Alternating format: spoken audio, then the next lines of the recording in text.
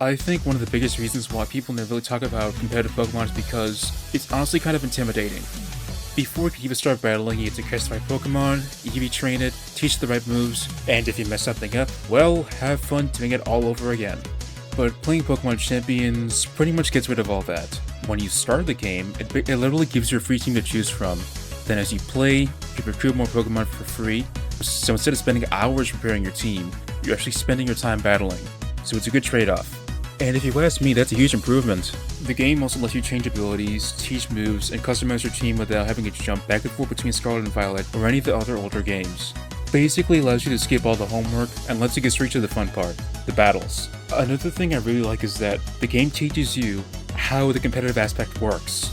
One of the characters, Cordy, walks you through things like Mega Evolution, status moves, and basic battle strategies, so if you've never played competitive before, you're not just being thrown into the deep end of a swimming pool. Now that people can build more teams, it's been really fun seeing what they come up with. I've seen teams built around Mega Frostlass firing off blizzards while Alolan Ninetales sets up War Veil to keep the whole team alive.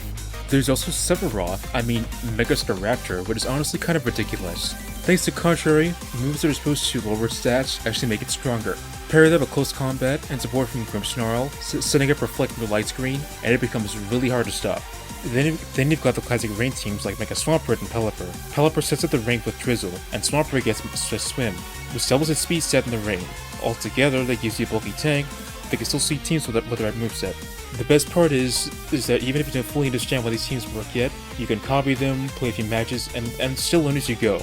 As of right now, Mega Evolutions are definitely the stars of this show, and honestly I'm perfectly okay with that. I wouldn't be surprised if we eventually get things like Z-Moves or Gigantamax too. Personally, I was never a huge fan of Z-Moves, and Terrestrialization never really clicked with me either because putting a giant cake topper crystal on a Pokemon just isn't as cool as changing its design. But Gigantamax, yeah, I can kind of roll with that.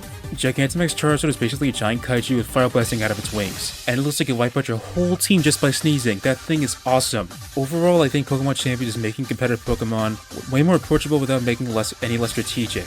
You still have to build good teams and make smart decisions, but now you're spending your time learning battles instead of grinding for hours before you can even play. But I think that's exactly what competitive Pokemon needed.